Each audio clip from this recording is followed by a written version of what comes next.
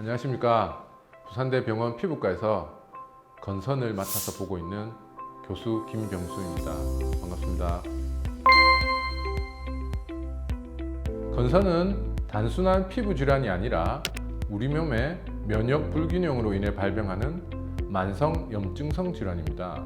피부 어느 부위에나 증상이 나타날 수 있지만 주로 두피나 무릎, 팔꿈치에서 시작되는데요. 치료를 받지 않고 오랜 기간 방치되게 되면 전신으로 번지는 양상을 보이는 경우도 많습니다.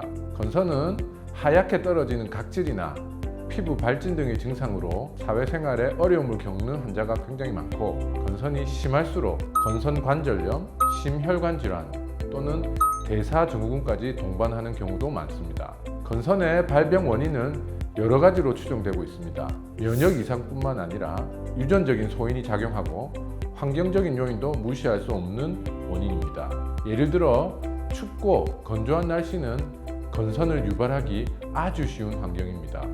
뿐만 아니라 피부에 상처가 났던 자리에 건선이 발병하거나 감염 또는 약물에 의해서도 건선이 발생하는 경우도 있고 악화되는 경우도 있습니다. 그 밖에 흡연, 음주, 그리고 과체중이 건선의 위험 요소로 잘 알려져 있습니다. 건선은 심한 정도를 측정할 때 기본적으로 세 가지를 보게 됩니다.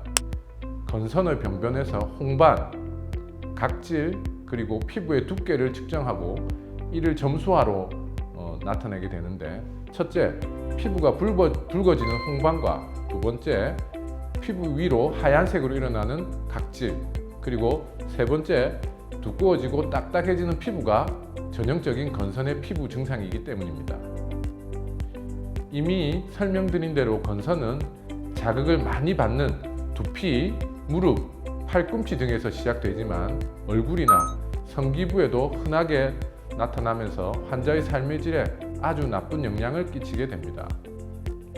건선은 사람마다 다양한 모양과 분포를 보일 수 있으며 여러 가지 모양의 건선이 동시에 생기거나 또는 호전과 악화를 반복하는 사이에 다양한 모습으로 변화되는 경우도 많습니다.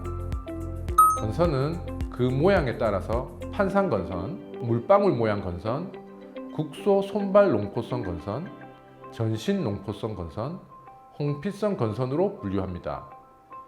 현재 대부분의 약물들이 가장 흔한 건선의 형태인 판상 건선에 특히 효과가 입증되어 있지만, 실제 손 발바닥 농포증을 비롯한 다른 건선의 형태에서도 새롭게 사용 가능한 치료제가 많이 개발되고 있기 때문에 혹시 건선 환자분들 중에 과거 치료에 실망하여 치료를 중단한 분들이 있다면 새로운 기대를 갖고 피부과를 찾아주시기를 자신 있게 권유드릴 수 있습니다. 건선의 형태 또는 그 단계에 따라 치료의 약물이 다르고 또 개인에 따라서 치료제의 효과도 물론 다르게 나타날 수 있습니다. 때문에 제대로 된 진단부터 약물 처방에 이르기까지 환자 스스로 속단하거나 검증되지 않은 민간요법을 따라가서 것은 치료를 더 어렵게 할 수 있습니다.